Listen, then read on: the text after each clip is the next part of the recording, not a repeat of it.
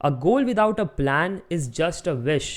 और बहुत सारे गेट एस्पिरेंट सिर्फ इच्छा करते हैं कि मुझे आईआईटीज़ में जाना है और पीएसयू जॉब चाहिए, पर कोई प्लानिंग नहीं होती।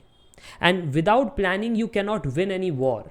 गेट एग्ज़ाम एक जंग ही है जिसके अंदर 0.1% सिलेक्शन चांस है। आप खुद सोचिए कितना टफ एग्ज़ाम है। लाखों बच्चे अप्लाई करते हैं, हज़ारों का सिलेक्शन होता है, और साल में एक ही बार ये एग्ज़ाम होती है कंडक्ट, जिसके अंदर हर ब्रांच में 10 से 12 सब्जेक्ट पढ़ने हैं। तो आप इसका इंपॉर्टेंस समझ सकते हो, और इसलिए प्लानिंग एंड एग्जीक्यूशन बहुत ही इंपॉर्टेंट हो जाता है, जो आज की वीडियो में हम डिस्कस करेंगे। अगर आप गेट 2025 के लिए प्रिपरेशन कर रहे हो तो सबसे पहले आपको एक टाइम फ्रेम बनाना है कि मार्च से लेकर के फरवरी यही मंथ्स मेरे पास है, और इस मंथ्स में मुझे पढ़ाई करना है, रिवीजन करना है, प्रैक्टिस करना है, टेस्ट सीरीज लिखना है, और अदर काम को भी मैनेज करना है। ये कैसे क्या करना है तो ध्यान से सुनना। सबसे पहले मार्च से लेकर के सितंबर, ये जो आपके 1 2 3 4 5 6 7 महीने हैं, इस 7 महीने के अंदर आपको करना है सिर्फ और सिर्फ सिलेबस कंप्लीशन, और कुछ सोचना नहीं है। अब देखो, सिलेबस कंप्लीशन 7 महीने के अंदर कितने सब्जेक्ट्स आपको पढ़ने हैं। In 7 months you have to study 10 to 12 subjects. आपके ब्रांच में जितने सब्जेक्ट्स हैं 10 to 12 सब्जेक्ट्स, मिनिमम 10 मैक्सिमम 12। अब इसको कैसे कवर करें, एक ही तरीका है। अगर लाइव क्लास करोगे तो आप खुद सोचो क्या 1 साल के अंदर आपकी प्रिपरेशन होगी।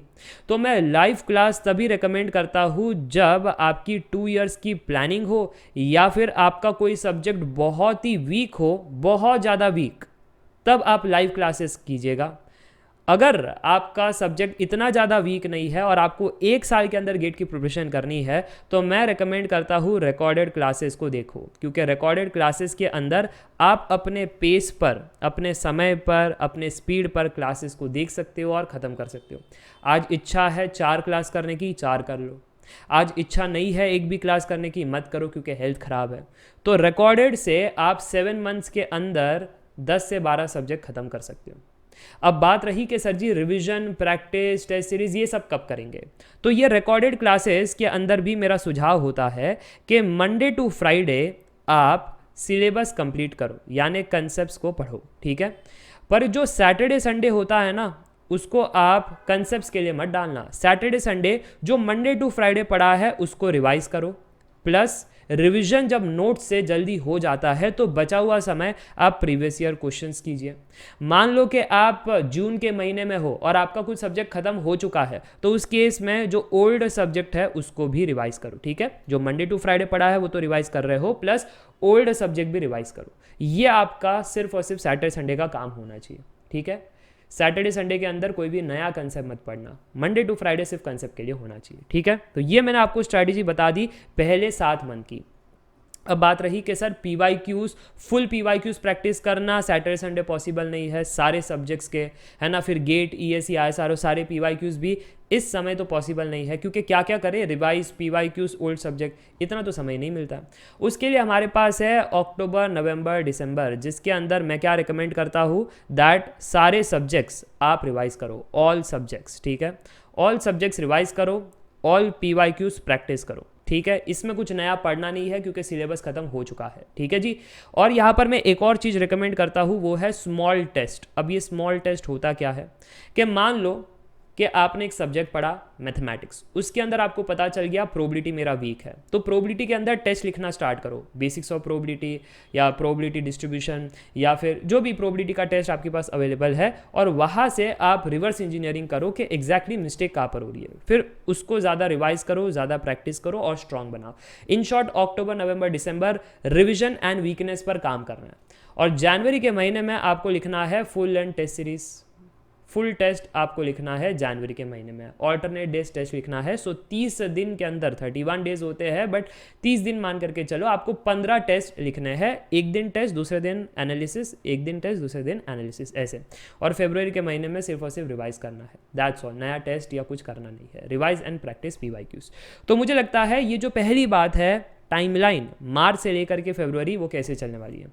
अब जो दूसरी बात है जो आपको ध्यान में रखना है, वो है कि ऐसा नहीं होगा कि आप जो है वो आइडियल प्रिपरेशन करोगे। आइडियल तो मैंने आपको बता दिया कि ये है आइडियल तरीका प्रिपेयर करने का, ठीक है। बट हमारी ज़िंदगी प्रैक्टिकल है, आइडियल नहीं है। तो इसके लिए हमेशा हर मंथ में आप फ्यूचर प्लानिंग करके रखना। फ्यूचर प्लानिंग क्या होगी? मान लो कि आज आप मार्च में प्रिपेयर कर रहे हो, तो आगे का 3 महीना क्या हमारा सेमेस्टर एग्ज़ाम है, या जॉब में ओवर काम आने वाला है, या कुछ होने वाला है, या कोई इवेंट है या फंक्शन है, जो भी चीज़ें हैं वो प्लानिंग करके रखो। अगर फ्यूचर में आपको दिखाई दे रहा है कि समय कम मिलने वाला है, तो आज ज़्यादा मेहनत कर लो। और अगर ऐसा लगता है कि नहीं यार, अप्रैल के महीने में ज़्यादा कोई परेशानी नहीं है, तो फिर कोई टेंशन नहीं है, जैसा चल रहा है गाड़ी वैसे उस स्पीड में चलाते रहो।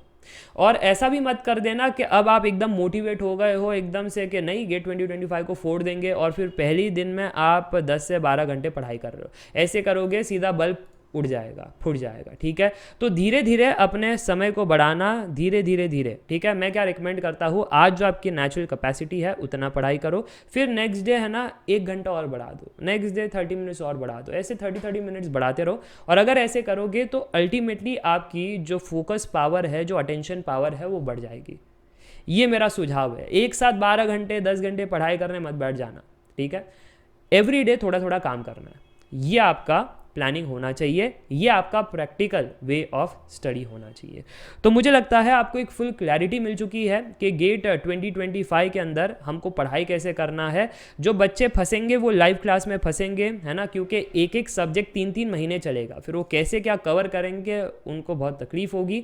तो मेरा सुझाव हमेशा रहता है रिकॉर्डेड क्लासेस। इससे आप अपने पेस पर, अपने समय पर, जब आपका मन करे तब पढ़ाई कर सकते हो, जल्दी उठ करके या रात को सोने के टाइम। ठीक है, तो इससे आपका बेनिफिट होगा, सिलेबस टाइम पर ख़त्म होगा और रिवीजन एंड प्रैक्टिस का मौका मिलेगा। क्योंकि मैंने अक्सर स्टूडेंट से सुना है जो लाइव क्लास करके आते हैं, सर मैंने रिवाइज नहीं किया, समय नहीं मिला, सर मैंने तो प्रैक्टिस नहीं किया क्योंकि समय नहीं मिला। अब सर जी मैं आ चुका हूँ दिसंबर के महीने में, है ना, और मैं तो सब कुछ भूल गया हूँ, मुझे तो कुछ याद ही नहीं आ रहा कि मार्च अप्रैल मई में मैंने क्या पढ़ा था।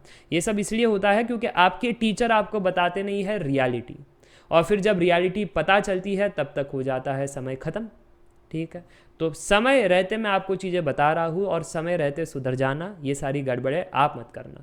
इसी के साथ ही वीडियो एंड करना चाहूँगा। Do let me know in the comment section आपको कैसी लगी ये प्रिपरेशन प्लान, और जो भी आपकी क्वेरीज है कमेंट करके पूछ लेना, ताकि उस पर मैं नेक्स्ट वीडियो बना सकूँ। Till then take care, bye bye for now, see या।